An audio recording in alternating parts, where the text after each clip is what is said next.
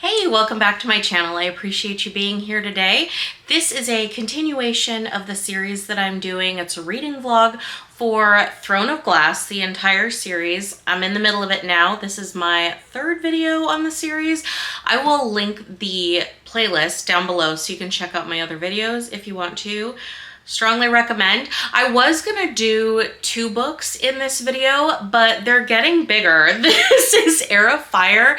It's the third book in the series. Well, the third full-size novel in the series.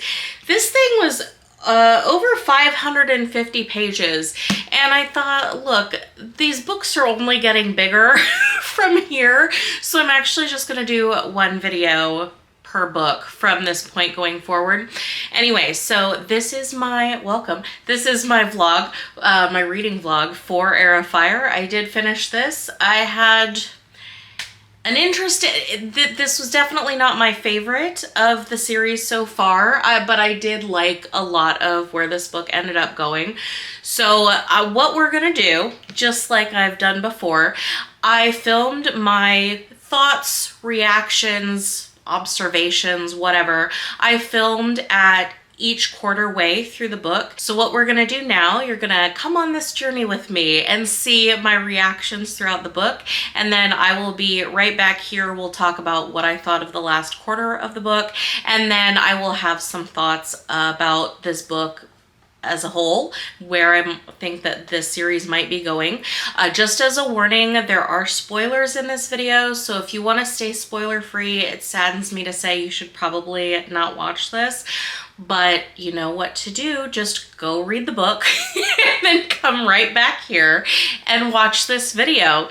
I will try to put a spoiler free thought section at the end here, which I am doing chapters in this video. I'm pointing down because I assume that's where the chapters are for everybody, right? Is down. I will try to put a spoiler-free section at the end of this video. If I do, you will see that that chapter is labeled something like spoiler-free wrap-up. So you'd be safe to click there if you don't want spoilers, because I'm very adamant about not spoiling people for things if I can help it. So let us go onto this journey through Heir of Fire, yet another installment in the Throne of Glass series by Sarah J Maas. We see Celaena as she continues to, well, you see she's got the bow and arrow. She's continuing to do warrior things. So let's talk about it, and I'll be back here for some additional thoughts. All right, my cat just decided to get comfortable behind me, and so she's going to be part of the crew today while I film this. I just got through 25% of Heir of Fire, and we can talk about it. So when we left off Celaena at the end of Crown of Midnight, she stopped pretending like she was just a human orphan refugee person. We have it confirmed that she's a fae, and we also have Chaol, who discovers her secret. We learn that she has some magic abilities. We also learn Dorian has some magic abilities, which is a big problem because Dorian's dad pretty homicidal towards magic users, so Dorian's gonna have to figure something out with that.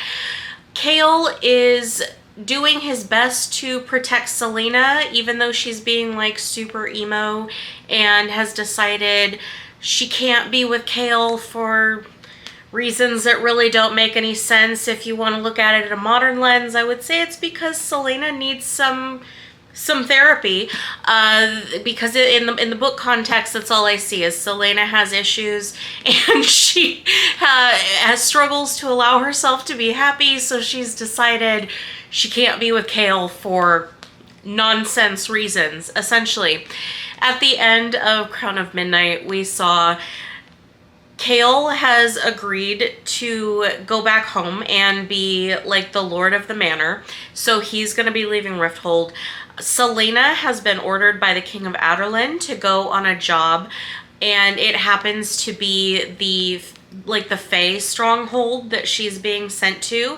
Kale has arranged this because he thinks it's going to help her so she can connect with like the fairy side of her family, not realizing that if she doesn't come back, the king has already told her, look, if you skip out early on our deal for you being my assassin, like our contract, if you just decide to leave and not fulfill the contract, I'm gonna kill everyone you care about, like that cow on The Simpsons, and I think the vegetarian episode, wasn't it?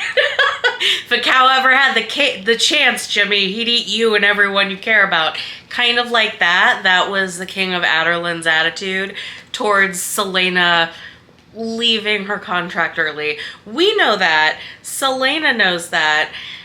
Once again, she failed to communicate this to Kale or to Dorian, so like nobody else knows that. So they're all kind of making decisions with partial information and like what could go wrong, right? Anyway, Dorian's like the only one at the end of Crown of Midnight who's gonna stay in Rifthold, at least for the time being.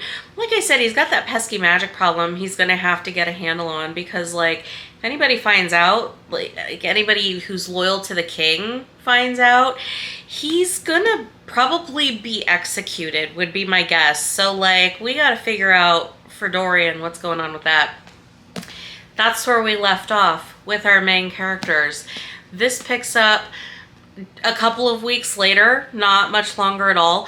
We pick up Celaena is in Wendlyn, which is an enemy of Adarlan, and also kind of the gateway to where the last fairy, like the Fae stronghold, is.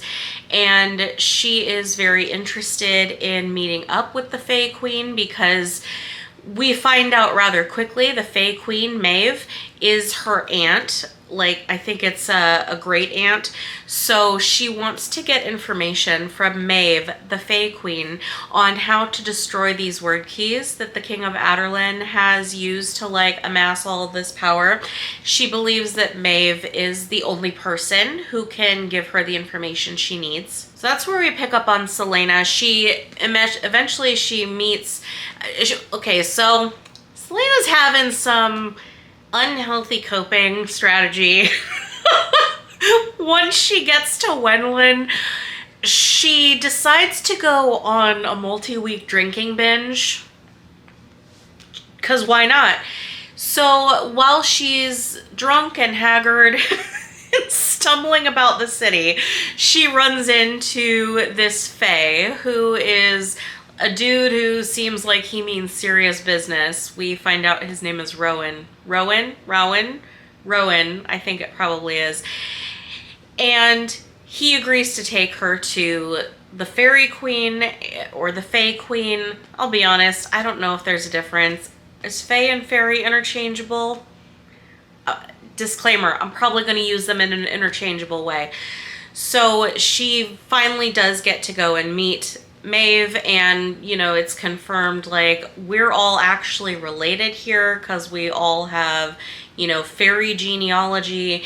And Maeve is like, yeah, I'll give you the information that you want if you get a handle on your mega fire superpowers that you have suppressed and you have no control over. Then I will give you the information that you need to like save the whole world, because that makes sense.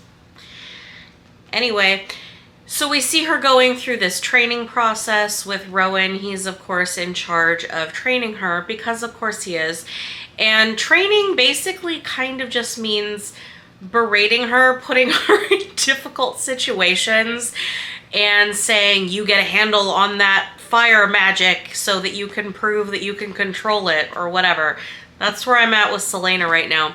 We're also doing something a little different in this book than in the others, where we're seeing a lot of chapters from other characters' points of view. So while Celaena is off doing her thing, we also have some chapters from Kale's point of view. He's still in Rifthold. He's still telling his father, look, I'm going to come back and be the Lord, your heir, or whatever. Just give me some time, because I have to get a replacement, because like the Kingsguard needs the replacement. Like I'm I'm the head dude in charge in charge of the Kingsguard. I can't just leave.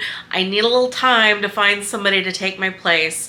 His dad isn't super happy about this, but that's kind of all that's going on for Chaol at the moment. We just see him being like, gosh, I gotta figure something out. Hope nobody finds out that Dorian is magical. Hope nobody finds out Celaena's actually the Fae heir to the throne of Terrasen. Poor Chaol. You know what? I kind of feel bad for this guy.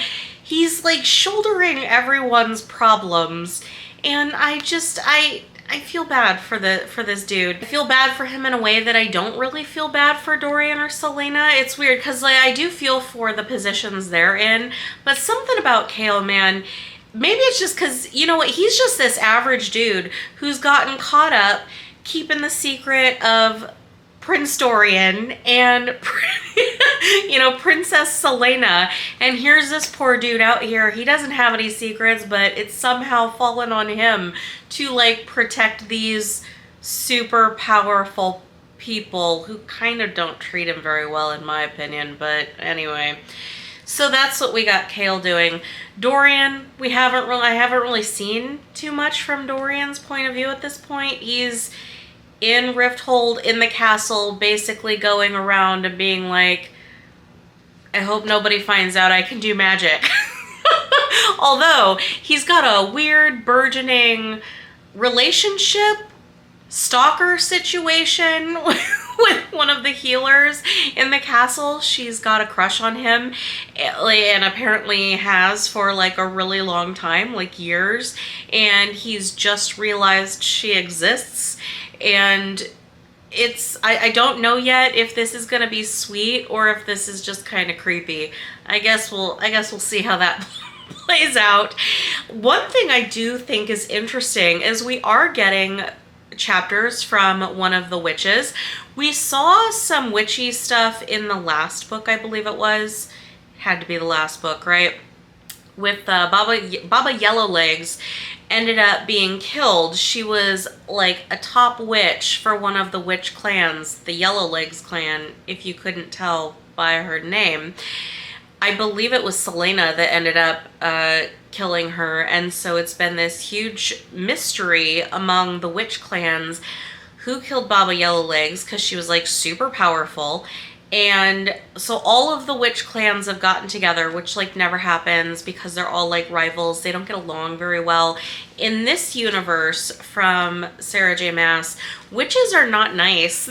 They're murderous, cannibalistic, they're pretty violent, and they really need some better PR, I think, or PR management. Somebody telling them like, look, you know, you all would get a lot like further in your goals if maybe we did some better public relations. That's all I'm saying. We get some chapters from Manon. She is the heir to one of like the queen seats for the witch covens.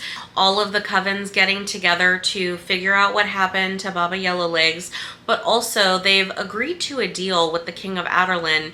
He's been secretly raising these wyverns. I really struggle with with that word, wyverns. He's been secretly raising these wyverns for years, and apparently they're ready now, and he wants the witches to take to the skies and be his sky army military people in a war that his constant war for conquering that he's in.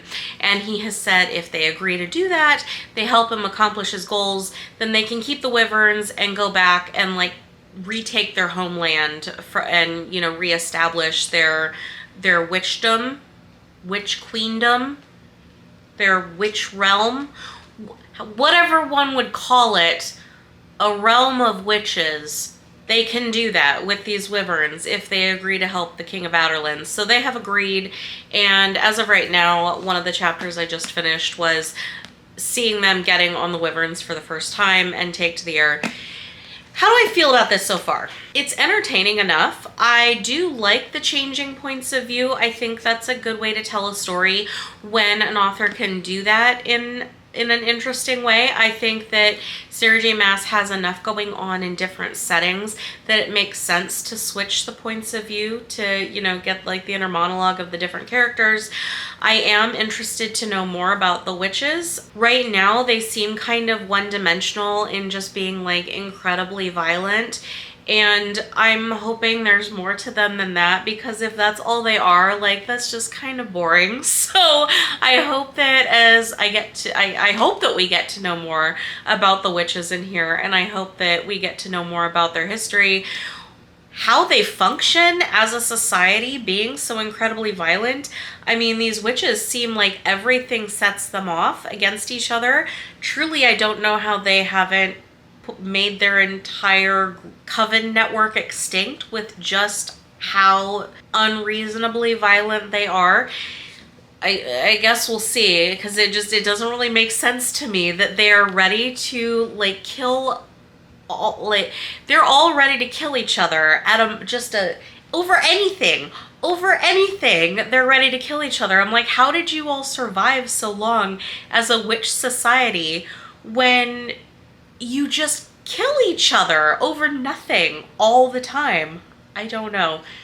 We'll see. We'll see how this deal with the King of Adarlan works out. I don't know who got the worst end of this deal, because like the king, not trustworthy, right? But also you've got thousands of incredibly violent, unpredictable witches that you're now giving these mythical beasts to. So I don't really know. It's kind of one of those where I'm like, I'm not sure who to root for between the two. Like, who's gonna come out on top? Because I have a hard time believing that this partnership is gonna go well or go as planned, but I'm not sure yet who to root for. It's kind of like watching like a centipede and a spider fight, where I'm like, I hate both of you and I hope you both lose. Is it possible for both of you to lose? Because that's my first choice. That's where I am with the witch storyline in here. I also really hope Dorian gets something else to do rather than just wander around the castle being stalked by this young woman healer who's like obsessed with him. I don't know what's going on there. We're early going though. I'm only 25% in, so I'm gonna keep reading. I'll get to the 50% mark and I'll be back. All right, 50% of the way through this guy now, Heir of Fire, and it kind of feels like not a whole lot has happened.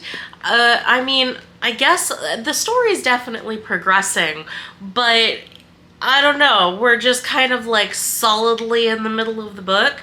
We've got Dorian, of course, he's still in Rifthold, trying to manage his magic. He's got this stalker healer girl named Sorsha, I believe is her name, and she's been like obsessed with him for years, and now she's helping him to try to figure out a potion or something that's going to keep his magic like suppressed or under control.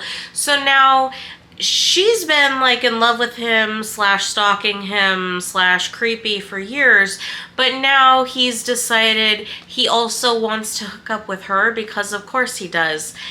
So I'm just watching this very uncomfortable relationship unfold with them. And then we've also got Chaol, who is still in Rifthold for the moment, and he's working with Adian. Oh God, we're gonna go through this whole debate internally again, aren't we, about how to pronounce this damn name. I'm gonna have to look that up again too.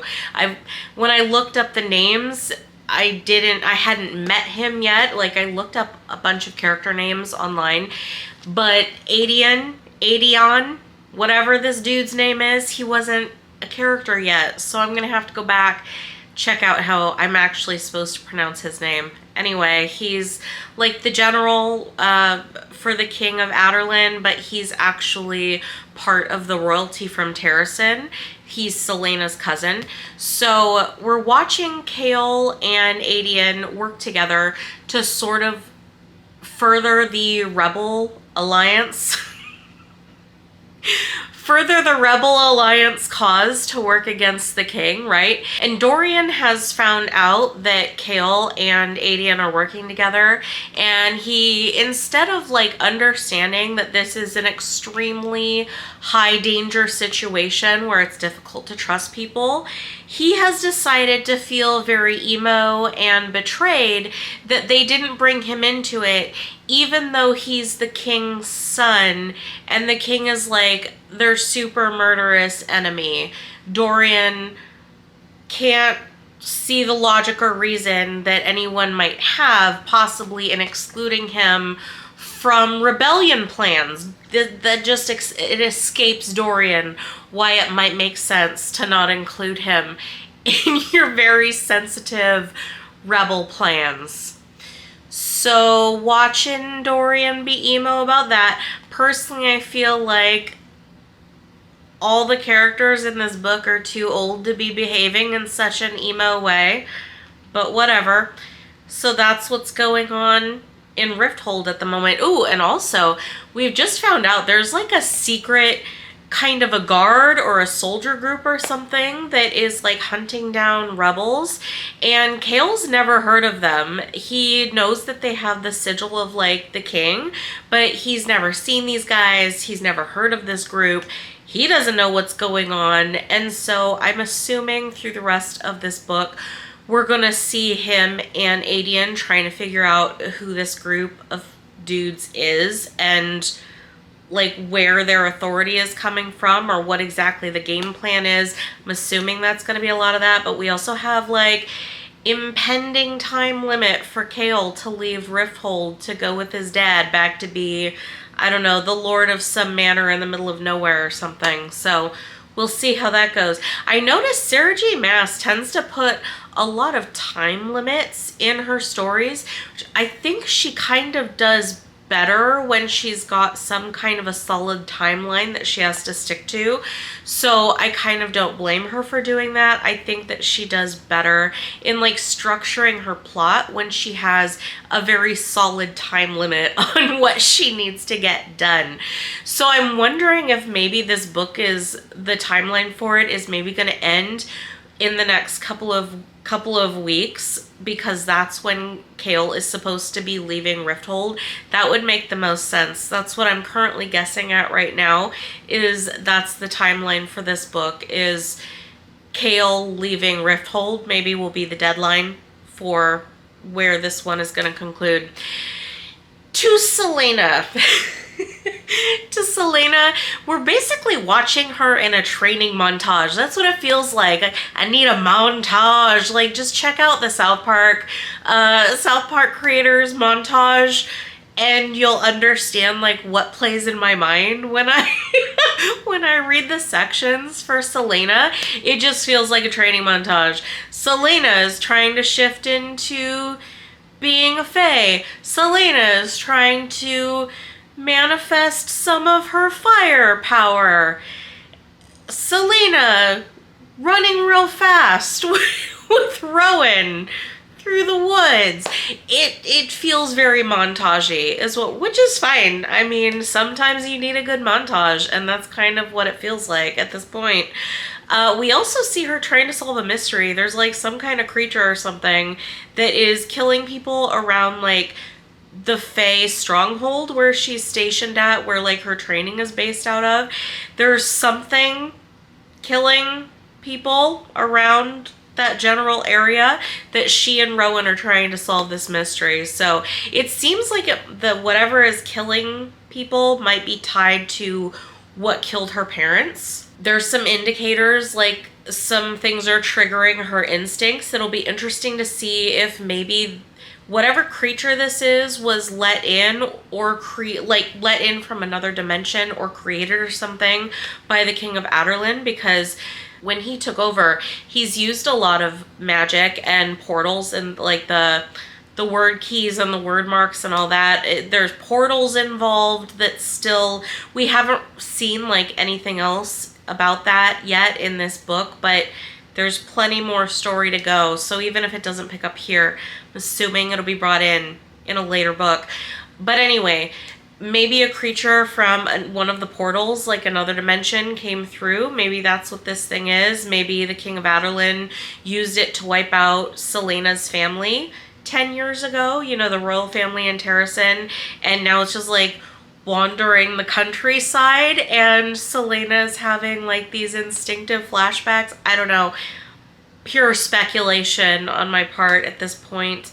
I'm liking this story so far. I think that Sarah J Maas, you can tell, like, she's gotten into a better comfort zone with her writing than like her earlier stuff, so this has been a lot easier to read.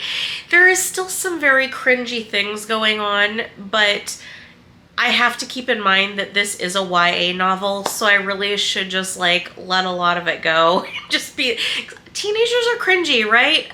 I was certainly cringy as a teen. My friends, when I look back at, you know, my teen friends when I was a teen, we were all cringy. So I guess, I mean, I can't I can't really judge some of Sarah J Maas's writing too harshly because, I mean, you know, it's YA. You kind of have to be prepared for things to be a little bit cringy, a little bit eye-rolly. But overall, it's been enjoyable. I am liking this one. I do like her writing more as time goes on. So I am 50% done now, and so the next time I am gonna check in. I've got 2 little bookmarks that I'm keeping track. I just finished chapter 33. I plan to read through chapter 49, and then I will check back in. We'll see what's happened. There's a lot of pages left in this book, so I'll see you in a bit. All right, I just finished chapter 49, not a moment too soon because apparently it's supposed to start thunderstorming this afternoon very shortly, and I want to go out and go for a walk before that happens. So doing this real quick and then I'm going out there. So chapter 49, 75% mark. It feels like not a lot has happened in this book, even though, what page am I on right now? What page am I on? I'm on page 425. So I've read a decent amount, and while stuff has happened, it doesn't feel like 425 pages worth of stuff has happened.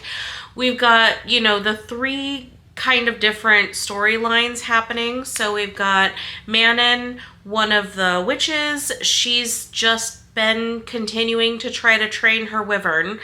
That's been all that we've seen really going on in in the last like 125 pages. Just continuing to train this thing. Okay. We see Kale and Adion continuing to try to figure out how to thwart the king and aid the rebels. And not a whole lot is going on that front. That's like literally just continuing the same thing. Them getting together and being like, yeah, the king's a bad dude. We should really figure something out. That's what's been going on there. We have Dorian continuing to try to have a relationship with this healer that apparently is, they're sure that the king is going to like kill the healer if he finds out, but Dorian apparently just like likes her so much. And I'm like, well, sir, if you like her that much and you know that your father's like gonna kill her if he finds out about you, then like, why don't you leave her alone?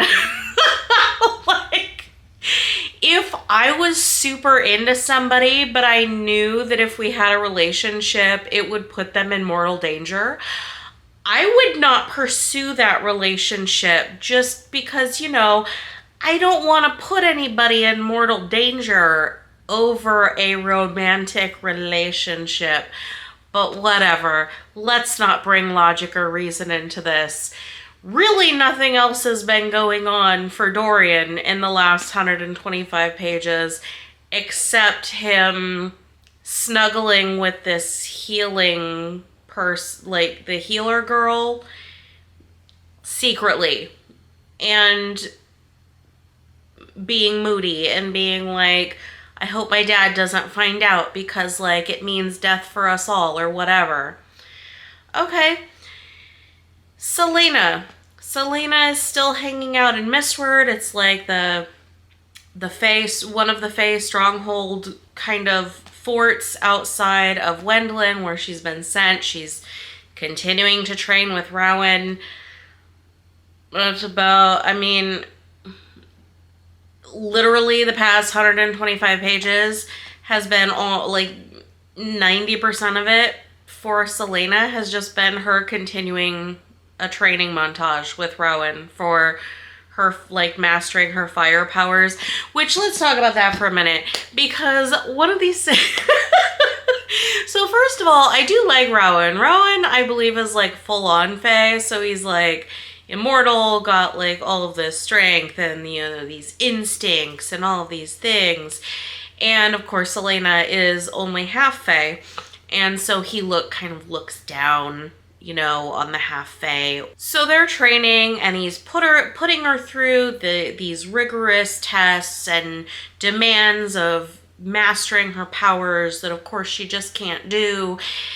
Which, I mean, fine. It's very slow. It's very slow going, though, in this book, watching her for over 400 pages now just be like, my powers scare me, I don't know what to do, is basically...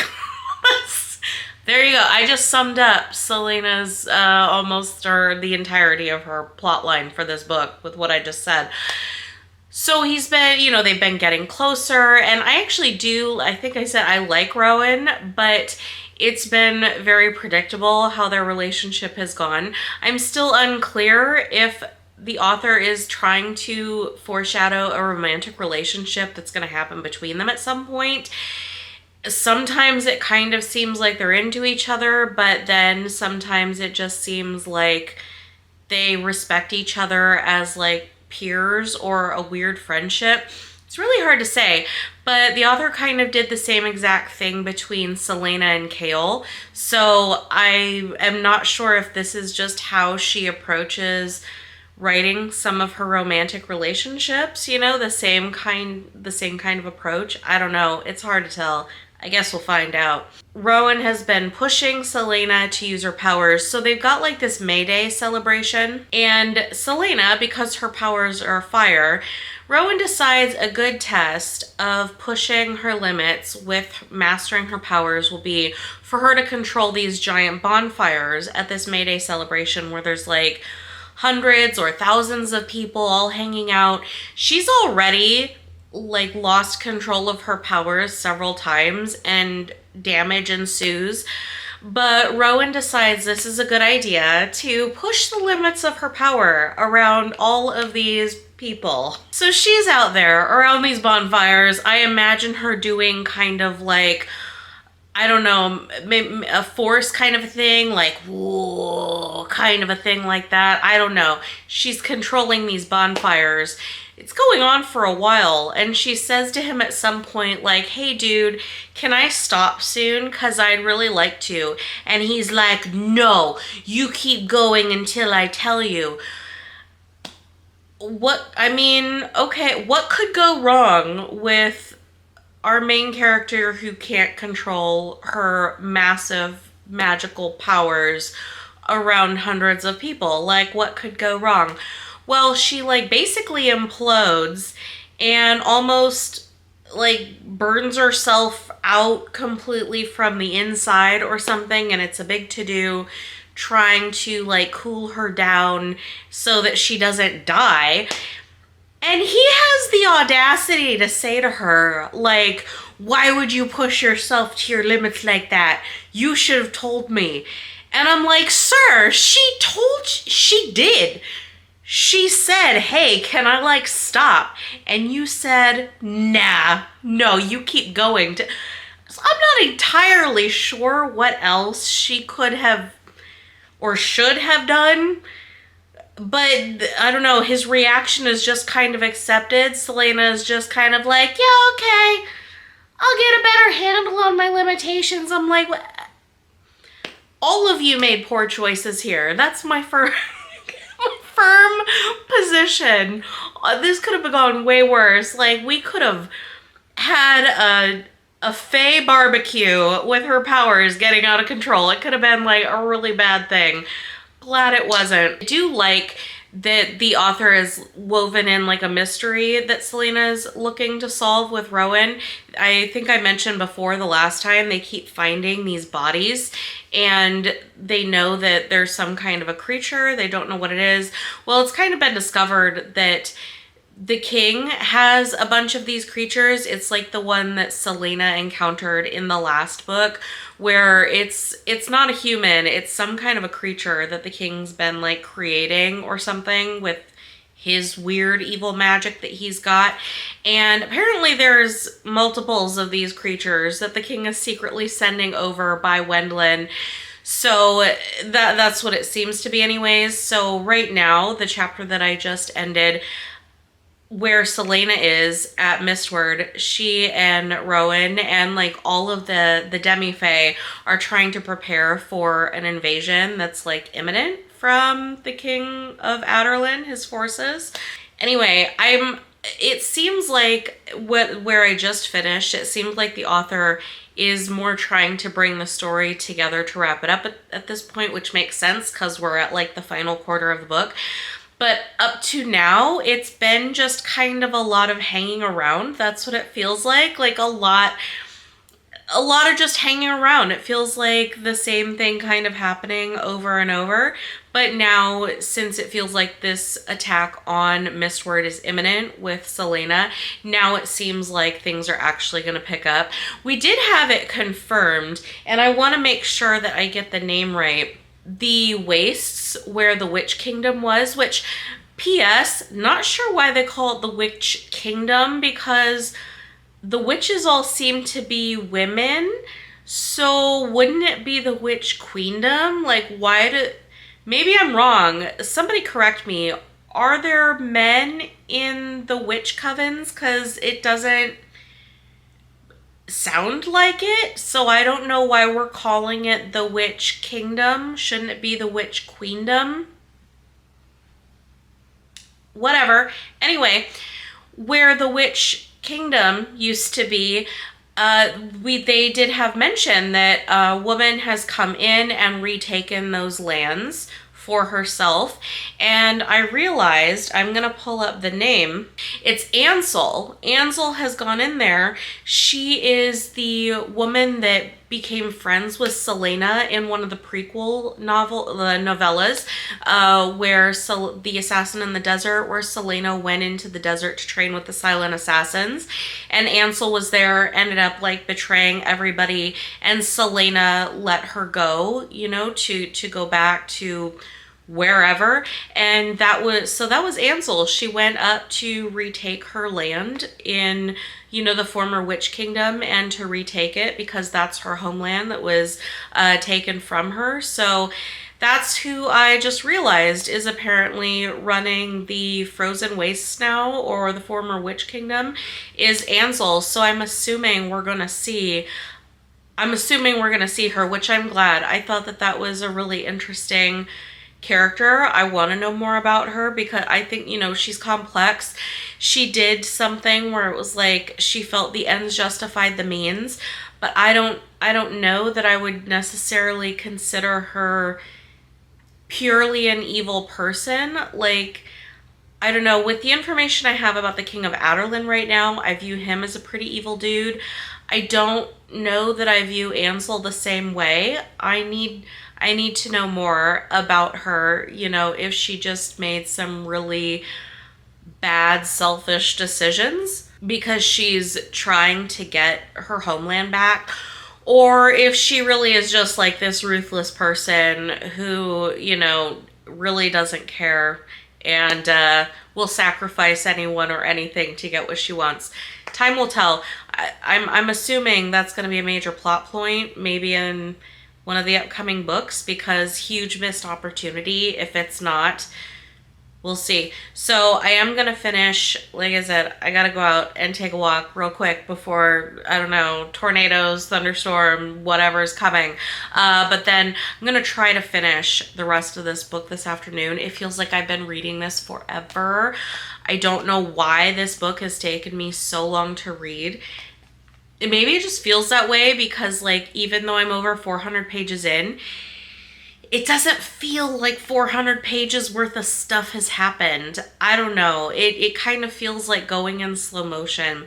It's kind of hard to explain. Anyway, next time you see me, I'll be back with my summary thoughts of this book. I do like this book, but not as much as the last one. I think the last one was better. But we'll see. I'm going to try to reserve judgment until I finish it. Hopefully it'll be later today. You'll see me shortly. All right, here I am. Let's talk about the last part of this book, and then we'll talk about some final thoughts, eh? I have to say, the last part of this book was a lot better than the rest of the book. It actually seemed to come together into a cohesive form. So we see a lot happened in that last part. We find out a lot of Celaena's backstory. Like we learn the events leading up to what happened to her parents when her parents were killed. We learned that, of course, we already knew she was part of the royal court, right, in Terrasen, but we saw what happened. We saw the King of Adarlan came to visit right before her parents were killed. He actually met Celaena at the time when she was 8 years old and seemed to recognize some kind of abilities in her at the time that he was kind of testing a little bit. I assume to see what kind of power she possessed, because it sounds like Celaena was pretty well known within her own kingdom for having the power of fire, and it was like kind of a big deal. Which, you know, I have to say that I can believe a lot more than this whole, you know, she's a 16-year-old and is like the most incredible assassin in the history of the world.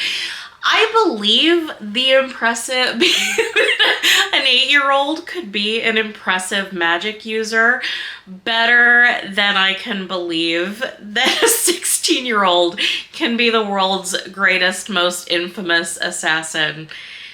I don't know. Is that unreasonable? Do you agree, disagree? Let me know. I had a much easier time buying in to this small maybe I've been primed with Harry Potter, you know, to believe that like small children can easily possess really powerful magic abilities, but I don't know, when it comes to a teen being the best in the world at something, I'm like, are you? Are you though? I don't know that I believe that. Anyway, so we find out Celaena's backstory, what happened, how she was found by Arobynn. You know, after her parents were killed, she was awoken by one of their ladies in waiting, I think it was, woke her up and tried to protect her, you know, told her to get out of the house because someone was coming into the house, presumably to kill Celaena as well. And so this lady sent Celaena out into the woods to try to save her and was like, you just run while I buy you some time, basically. So that's what happened. That's how Celaena ended up out in the wilderness. She fell into the river, and then I believe it was maybe a few days later, she washed up on shore, and Arobynn had found her, which he saw. So she had one of the word marks with her. She's also figured out that this necklace that was handed down through her family is one of the items that the king needs. You know, it's one of like the portal keys, the word keys. Did I say word marks? I meant word keys. So her necklace had like a word key in it, and it was missing when she woke up, and she realizes that Arobynn must have taken it and he must still possess it. She needs to get it back. So we learn that fills in a lot of gaps. Like up until now, we just kind of had a general idea of, you know, somebody killed her parents somehow, but you know, she woke up and like Arobynn took her away to become an assassin, but we didn't really know what happened up until now. So I thought it was good. I find it very satisfying to learn backstories, not of just characters, but like people in real life too. Give me your backstory. I want to try to understand you. So I really appreciated being given this because it's an important part of Celaena's history. It completely shaped who she is today. And so I was glad to get that missing piece because it only adds to my ability to empathize with her, right? Also, should I continue to call her Celaena or should I be calling her Aelin? I don't know. I haven't made up my mind. Maybe I'll use them interchangeably because Celaena is Aelin's made up name. Aelin is Celaena's real, birth name. So I guess if I say Celaena or Aelin, I don't know why I'm changing back and forth, but they're the same person. So that's just something to keep in mind. We also see Celaena got a much better understanding and relationship with Rowan.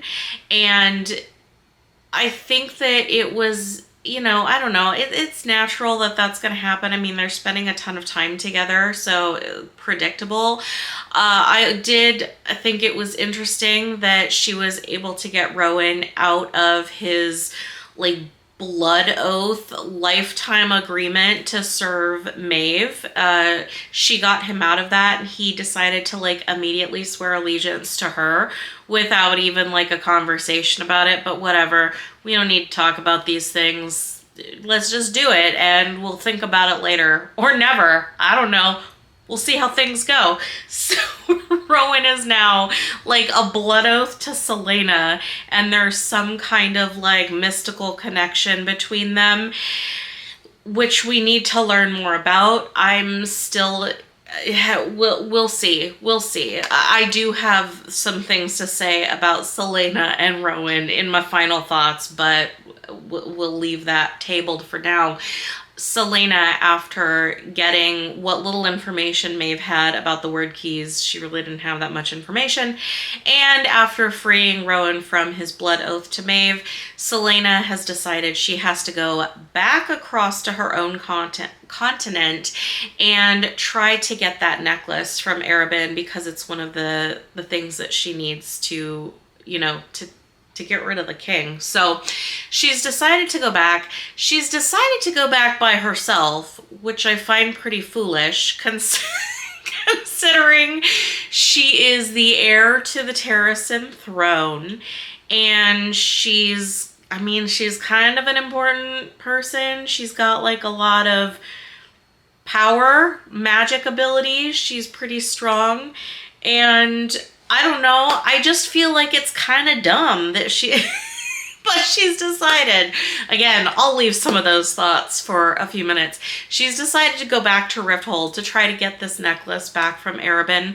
So that's kind of where we leave them. Rowan is staying on the continent and, over by Wendlin. And I think that he's decided to stay in Mistward because they had this epic battle in Mistward after the king of Outerland sent a bunch of forces over to try to take the Fae that were at Mistward, and it didn't work out so well.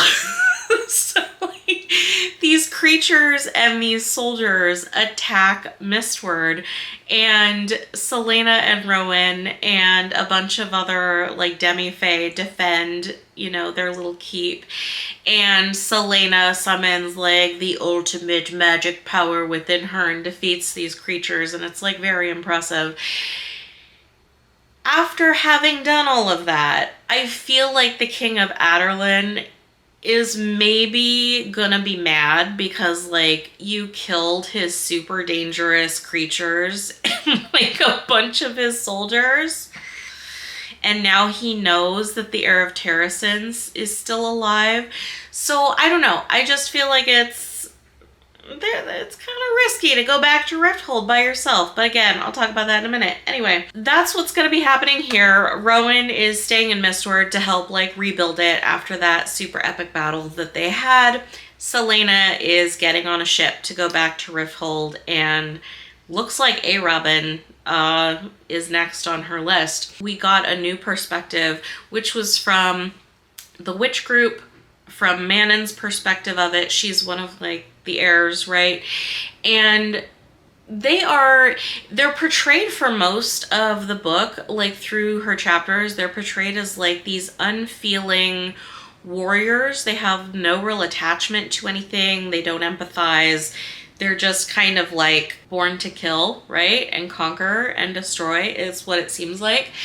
But Manon, we see, because they've been training these wyverns, and all of the witches are supposed to get their own wyverns to be part of the King of Adarlan's, like, I don't know, part of his forces. They're forming like some kind of an old-timey air force with these these wyverns, I guess. And the witches are going to be the ones who are riding the wyverns, right? They're the pilots.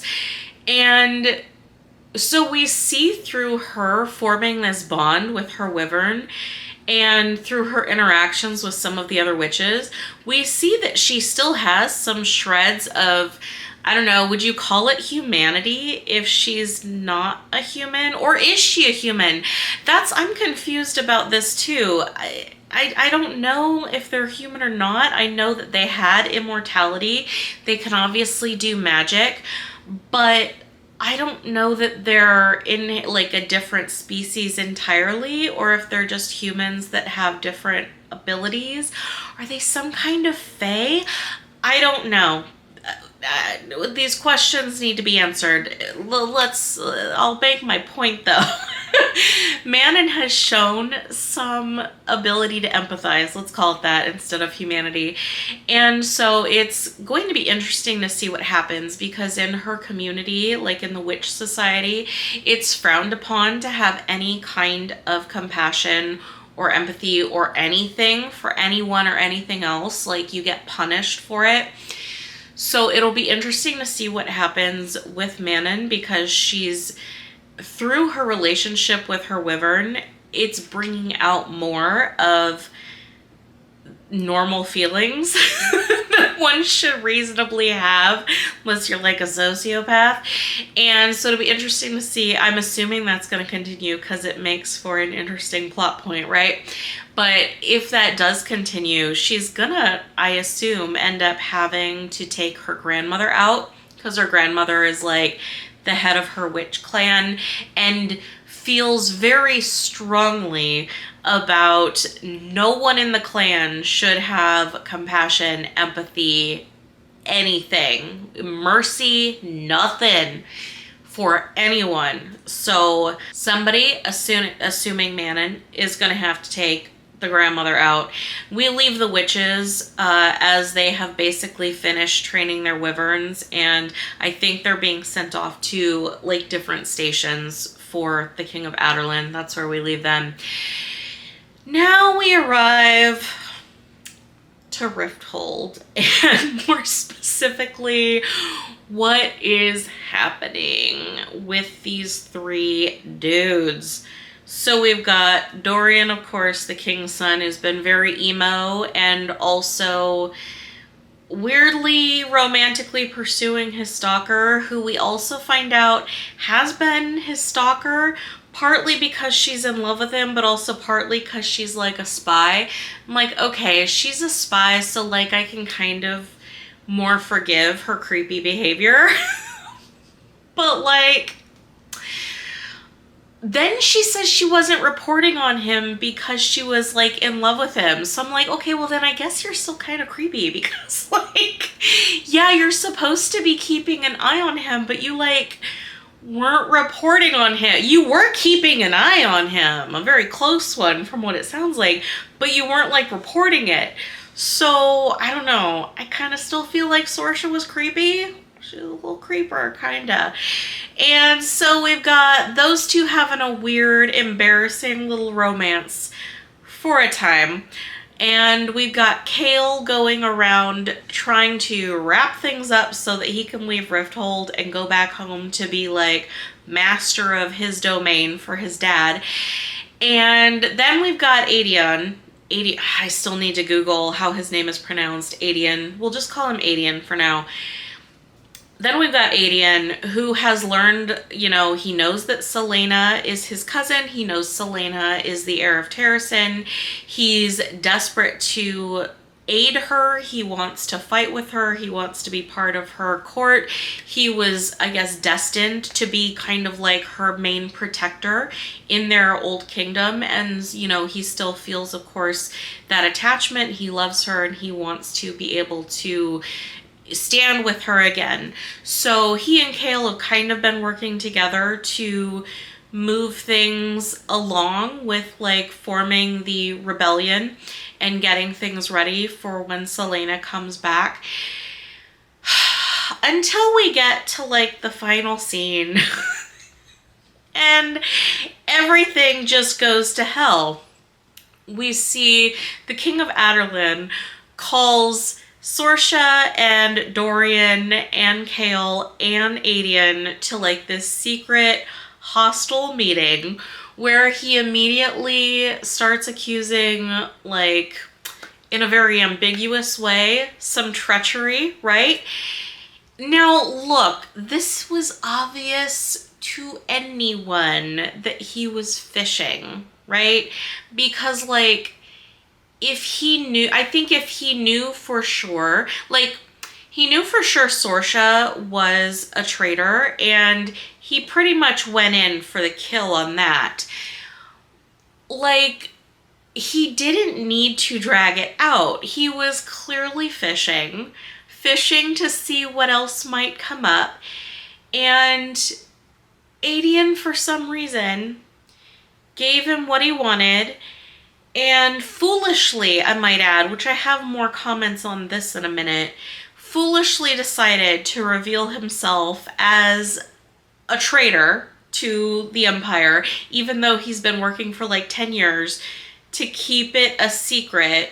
He has decided to reveal this to save some rando that Dorian wanted to hook up with, and Chaol, the dude who's only, I don't know, he's only killed like one person, doesn't really have a lot of skills, but he knows that Selena likes him, loves him, or at least did for a little while when she was like 17. So Adian, who is like by far the best person that any of those three guys know to assist Selena keep her alive, help her gather her court, and mount an offense against the king, right? No, Adian decides that he's gonna be the one to just put himself up on that cross and tell the king he's been working against him like all this time. As you can imagine, the King of Adarlan is not happy about this. So has Adian like taken away to the dungeons, has Sorsha executed like right in front of them, right? And they're all like, these dudes are like, what? Sorsha was a spy? OMG. I'm like, you dum-dums. Like, you literally are all ready to sacrifice yourself for this woman that you don't even know. I have to remind myself, these are all very young men. And the only thinking that's being done, I'm sure, is not with the brain. That's the only thing I can chalk it up to, because like, what a stupid decision. What a stupid collective decision to sacrifice yourselves for Sorsha. Okay, whatever. So we've got Dorian, who, Sorsha, like, is executed in front of him. Dorian loses his shit and, like, goes all magical, and it gives Chaol a chance to escape. And the king is basically like, LOL, I'm gonna bind your magic, and, like, now I'm in full control of you. So that's where we leave those three. All right, I have some final spoilery thoughts, and then I'll try to give some final spoiler-free thoughts. My first thought is, Dorian and Chaol and Selena seem to be like the only people who don't realize that they can't all just be friends. These two men were and seemingly are still in love with her, and she first dabbled with Dorian and then chose Kale.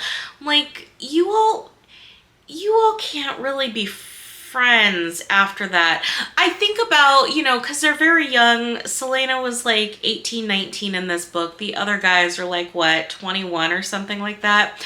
I think back to when I was that age, and I'm like, I don't think either me or my friends could have been okay with a situation like that at that age.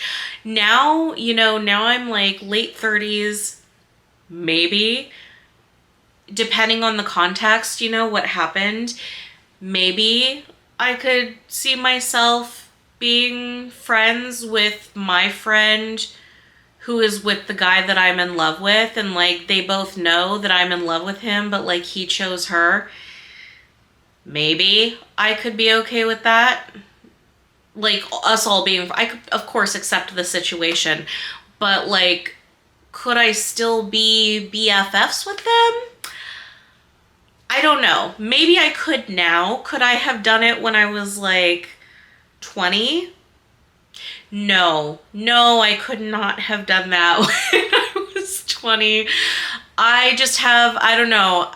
I see these three, and I know that they weren't even like all together in this book, but I mostly saw throughout this book, I saw Kale and Dorian like went so far apart in their friendship to like they barely interact, and they both seem ignorant as to the real reason for it. They both seem to be coming up with like these noble excuses as to why, when for me it's like, dude, like you're both in love with the same woman. Like that's why you can't be friends, because one of you had sex with her and the other one wanted to have sex with her and couldn't. So like,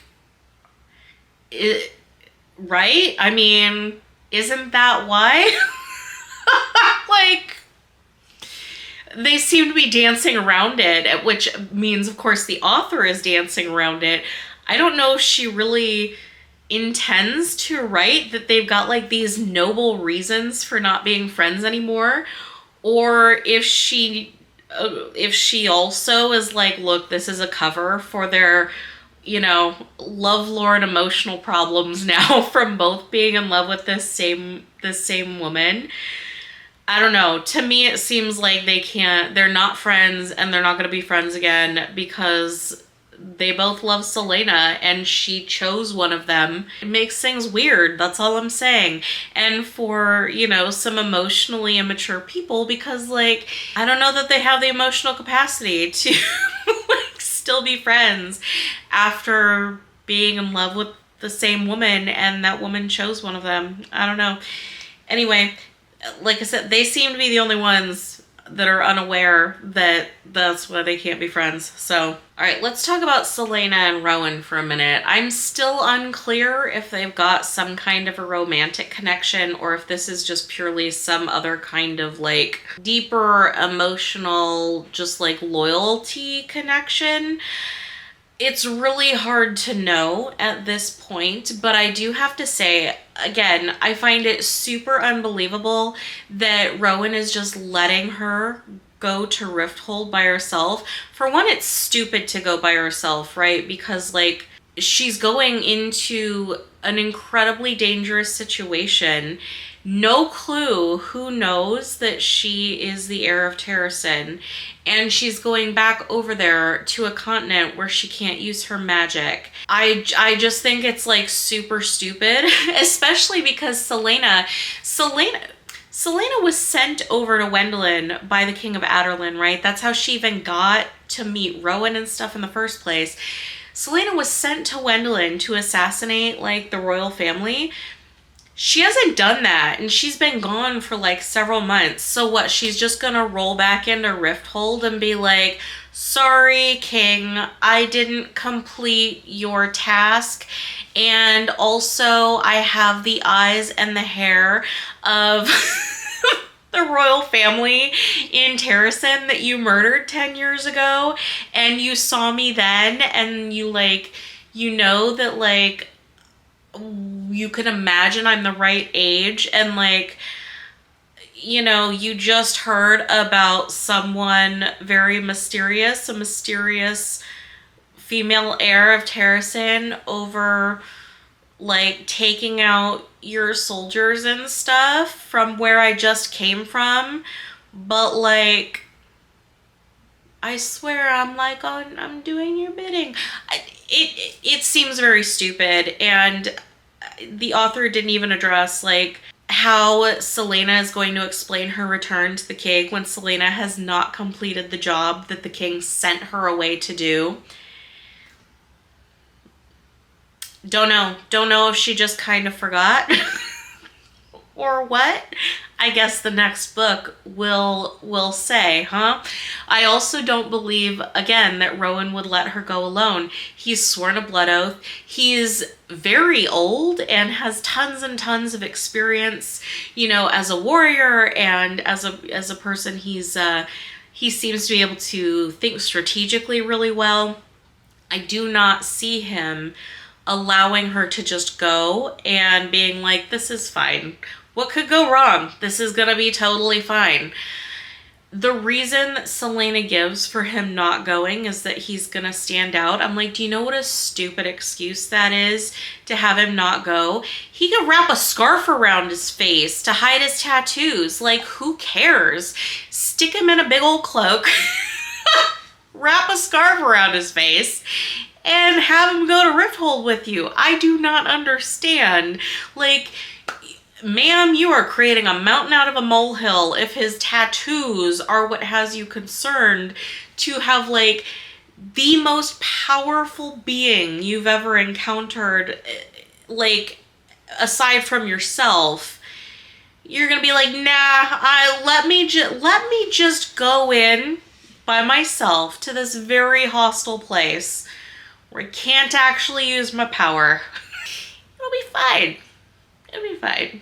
I'm just gonna do it. I don't believe, like, that's one of the things that bothered me about this ending, is there were some really unrealistic decisions made by a couple of these characters. So that was number one for Rowan.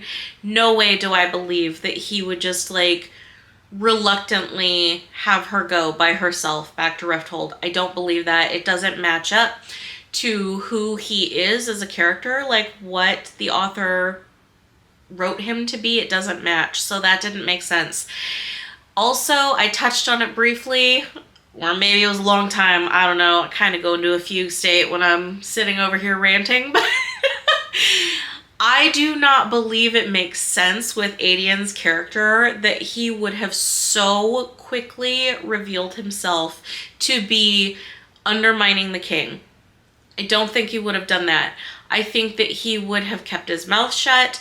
I think that he would have waited for more information. I think he would have absolutely waited until his hand was forced, if ever, because, I mean, he betrayed Celaena in that moment. He betrayed her, you know, confirming that there's a movement to the king to, like, overthrow him, and he's gonna, like, help Celaena no matter what. I mean, he didn't say Celaena, but we all know it's Celaena/Aelin.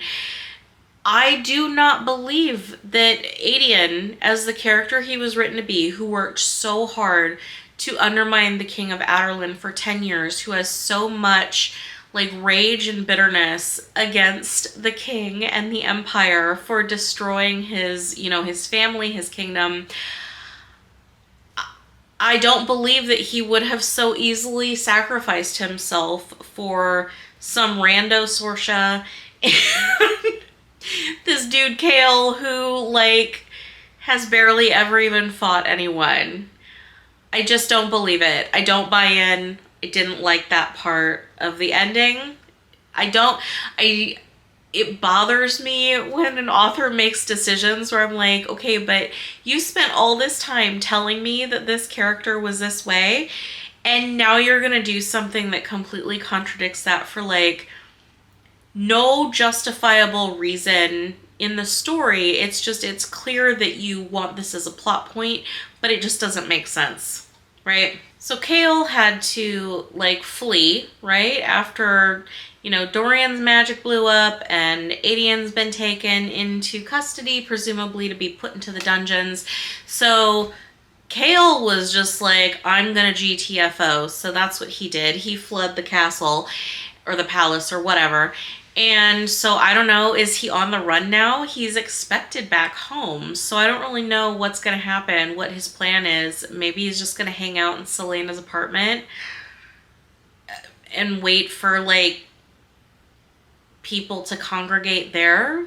I don't know. Maybe. I guess he could do that, but I feel like all of the king's men which I don't know, he's not Humpty Dumpty, but I feel like all of the king's men would be looking for Kale, right? Because like it's a big deal that the captain of the guard has been betraying the king and has now like fled.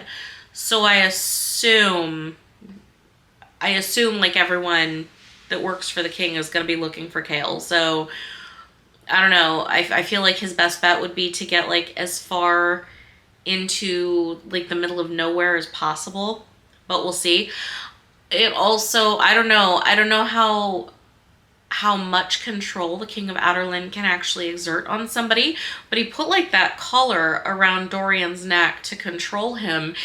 I don't know if that means that he can just control Dorian's magic, if it means that he can control Dorian in general. What kind of a control is it? Is it like mindless control, or is it like Dorian's aware of what's going on but he has no choice except to go along with it? Due to, I don't know, magical compulsion or whatever, unknown, assuming we're gonna see that. So I do like where some of these things left off. I think again, I think it's gonna be it was interesting to have the characters split up somewhat I was going to say this season, but no, it was a book.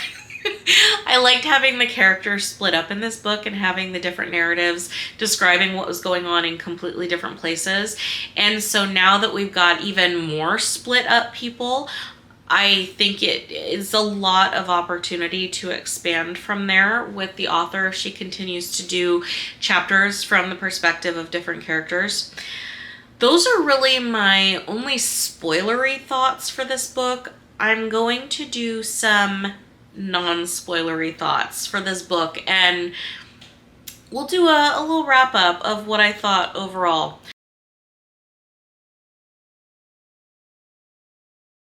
One thing that I really liked about this book was the different perspectives. I think, it definitely adds to it, especially we've got people in different places. It makes the story interesting. It kept me as engaged as possible. We'll talk about that in a minute, but jumping around to different settings, I really enjoyed it, especially having a perspective of what you think is an adversary. I really hope that continues. I would love to get more adversarial perspectives instead of just people who are like on Celaena's side. I think it just adds, to be able to see thoughts and motivations for the decisions that adversaries are making. Of course, it's going to be interesting. So I did like that. I did not care for the pacing in this book. This book is, what is it? It's 565 pages, right? There was not 565 pages worth of content in this book. Like the first 3/4 of this book were basically a training montage. I will link down below for you to go and watch the South Park montage song. Because that's exactly what it was. It felt just like the entire, like the first 400 pages of this book were just like, ooh, it takes a montage. That's exactly how it felt. Like nothing happened. Not 400 pages worth of content anyway in the majority of this book. This could have been way cut down. It should, in my opinion, have been way cut down. It felt like things were going in slow motion because it was like felt like the same things happening over and over and over, and yet nothing happening. So I didn't love that. It felt like it took me a really long time to read this because it felt like it was being dragged out. But then weirdly, once again, like the final quarter of this book, the author was able to bring it together and create like an interesting wrap up to everybody's storylines, which I thought was it was great. And I'm like, ma'am, Miss Sarah J Maas of the last quarter of this book, where have you been for the other 3 quarters of this book? Where have you been? Because you haven't been here, I could tell you that. She wraps up a story so well, and this isn't the first time that I've seen her do this, in the series. But man, she seems to, when a story is long, like, okay, I'm gonna say complete sentence now, right? In the novellas, because I read the prequel novellas first, I thought that she did a really good job. Like, the stories kept them tight, kept them moving, things were going as they needed to. It didn't feel like it was a bunch of filler because these were novellas. They were short, right? We were getting to the point, we were moving the story along.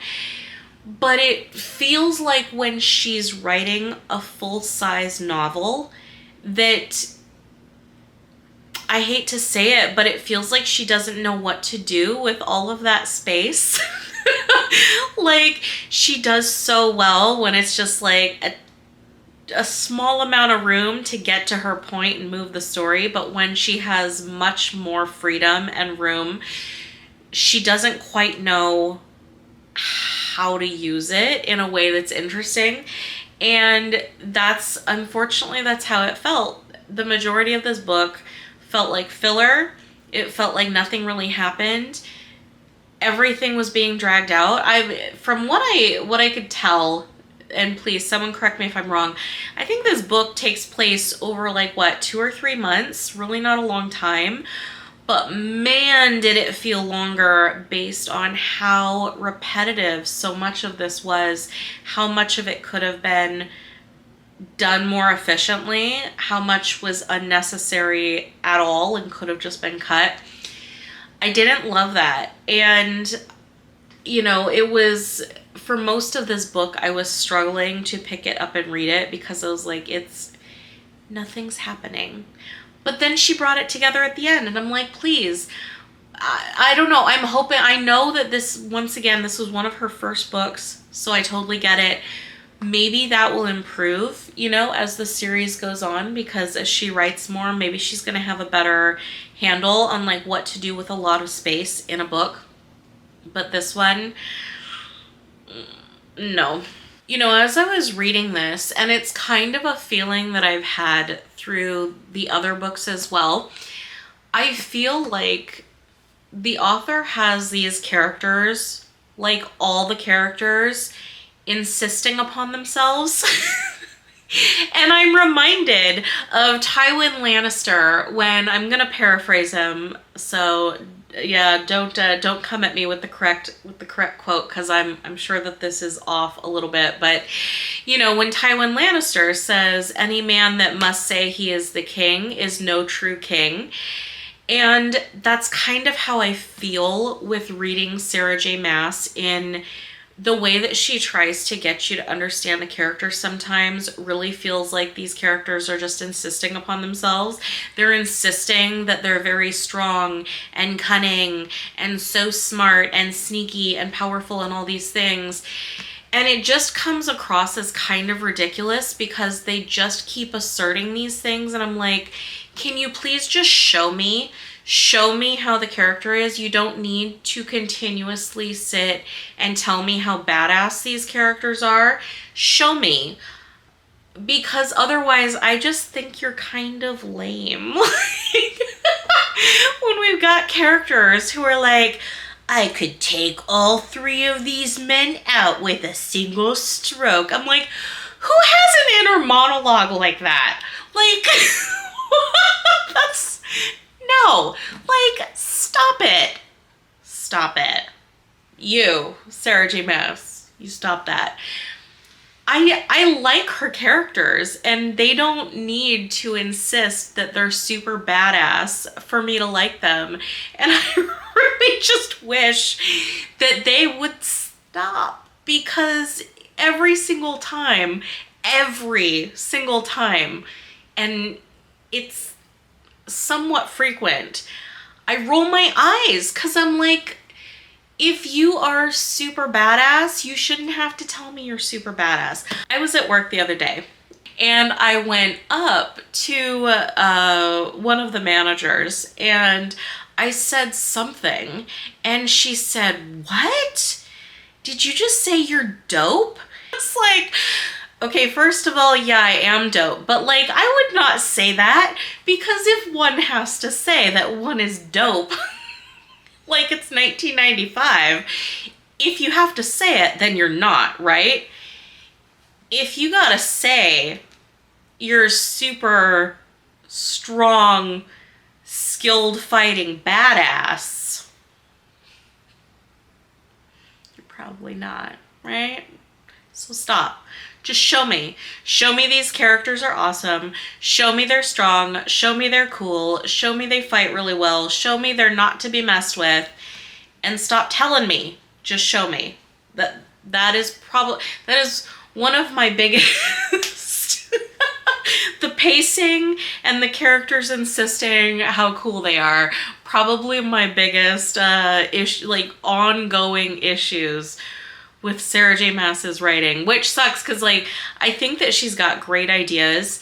It's just her execution. For me, I feel like she can't quite get there. I keep reading though because, well, like I said, I'm already committed. So like I'm reading the series no matter what. But I see she's so close to getting to where I could be like really excited for her writing and storytelling. Like, if you just tweak these things, just tweak these minor things. Although, I don't know, 400 pages of filler, I guess it's not minor, but I don't think it's insurmountable. I think probably a good editor could help, right, with bringing the story together. Anyway, she almost gets me there, and we don't quite make it, and I keep holding out hope. Maybe the next, I didn't hate this. In fact, I do really like each story. She tends to weave in like a separate mystery. We've got, of course we've got the overarching plot, right? But like each book weaves in its own mystery that Selena's trying to solve, which I really like that when an author can do that in a story. I mean, geez, I love like X-Files and Buffy, right? Because like each season was like an overarching story, but then you had like the monsters of the week, right? Trying to solve that. I love that kind of thing. And that's exactly what Throne of Glass is.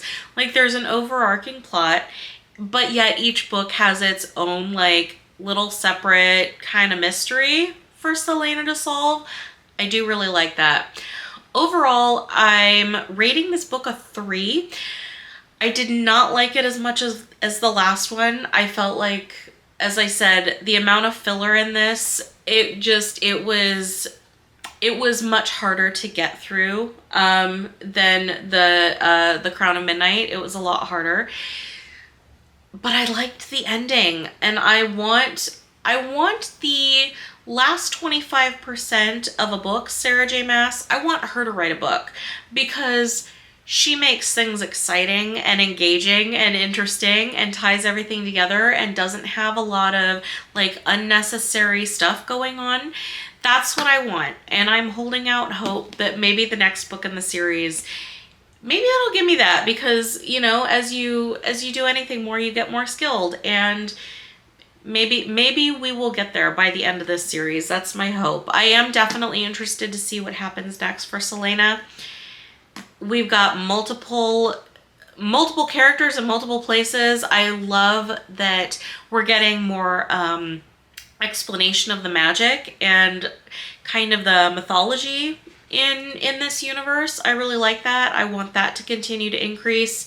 I always love a magic system. I think it makes things more interesting, and so that's what I'm hoping for in the next one. tighter storytelling and give me some more magic. That's what I want. So that is all that I have for my vlog on Heir of Fire by Sarah J Maas. Have you read this one? Let me know. You know, as always, like, it's totally fine if you disagree with any of my opinions on any book. I know we all like and dislike different things, and I think that just makes the world more interesting, right? It'd be pretty boring if we all liked the same stuff. So let me know your thoughts on Heir of Fire. If you have picked it up, if it's been a while, if you agree or disagree with any of my thoughts on this. I will be reading the next one, which is, what is it? Is it Queen of Shadows? Right now, I'm actually in the middle of a Brandon Sanderson, and I've got a couple of other books going on, so I'm gonna try to get to at least started on the next one in like the next week or so, because like I said, my plan was to do it for this video, but they're getting huge and unwieldy.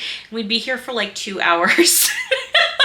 2 hours of a video if I was gonna do 2 of these huge books in a video anymore. So yeah, that will be coming from me shortly.